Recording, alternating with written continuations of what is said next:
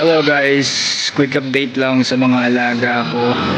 So today, part ng pagpag-condition nila is ang pag-inject ko ng vitamins.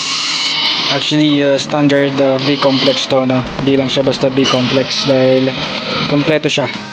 Binili ko to sa Shopee. Yan, Tabicom. So, hanapin nyo lang sa Shopee. Maganda yung formula nito, kompleto siya. Bali standard vitamin B to. And part to ng pagpapakondisyon natin sa kanila. So, mag-i-inject ako mamaya. Panoorin nga at samahan niyo sana ako. Tara! So, ito guys, no? Ito, sinabunan ko na itong injection na to.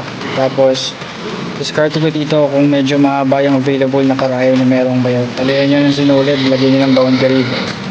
Ayan, so hanggang dito lang babawin yung karayom sa balat nila. And bago ko gamitin to, of course, nugasan ko.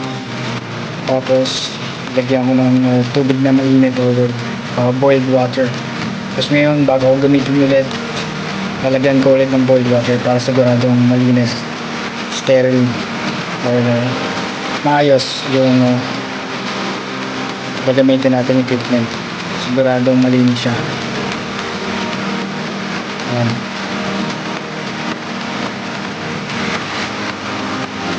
Tapos titiningin lang natin yan para siguradong nawala yung laman sa loob ng tubig.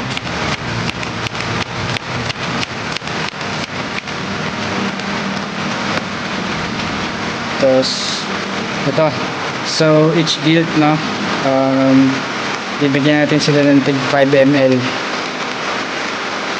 Depende yan sa timbang ng mga gilik nyo or inahin nyo. Pero sila, estimate ko is 70 to 80. 5 to 7 ml pwede na yan. Pwede nyong gamitin to or saan sila. Halimbawa yung mga bake nyo nakatapos lang magdumi o magtae dahil sa scouring. Nakakatulong din tong B-complex para gumana yung pagkain nila. Tsaka para makarecover ka agad. Kung mga matatamlay, gano'n, may kumain, pwede to. So, ayan.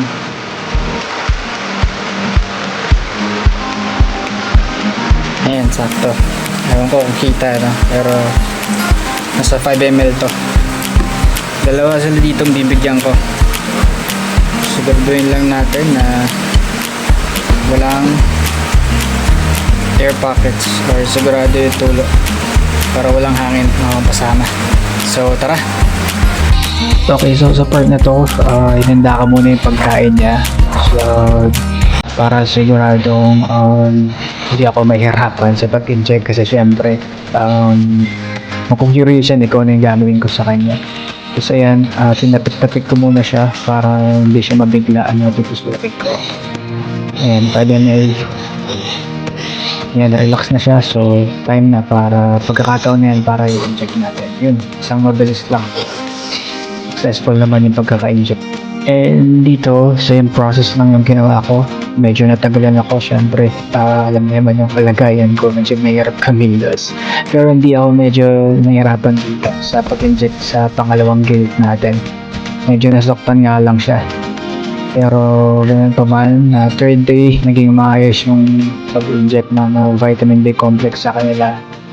At ganun lang, kahit hirap tayo kumilos, basta para sa mga alaga agad. At para maging condition sila, tuloy lang natin yung mga kailangan natin gawin. So, awa ng Diyos, nakaraos yung 3 araw na pag-inject ng B complex. So again, 5 ml to each. Within 3 days, kailangan ma-inject natin yan. And ayun. So ayun, no, natapos na ako mag-inject ng B-complex or standard vitamin B sa mga alaga natin. Third day ngayon, ano, pasensya na, medyo magulo yung kulungan nila yung pwesto kasi tagulan ngayon.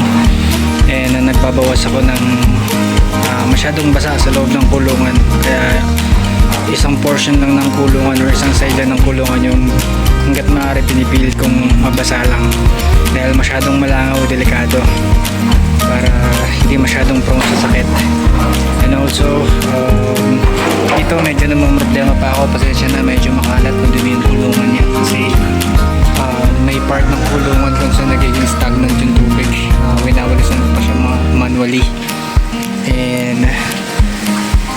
pasensya nyo na, excuse me na lang sa pasintabi na lang sa maruming kulungan. Pero pagkatapos nito, video na ito, lilinisin ko yan. And schedule to 2 weeks before sila mag 1 month after ng big complex.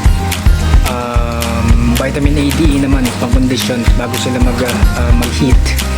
And nakapag-deworm na rin ako nung nakaraan, nung July 10, hindi ako nagkakamali.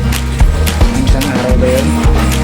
And ulit nun is after 14 days. So July 24, yung next na prog ako sa kanila. And maraming salamat sa pag-obserba nyo at sa panonood nyo. Supportahan nyo ako sa Mundicon channel para madagdagan ng aking mga subscribers. And ayun, thank you. Hanggang dito na lang. Salamat.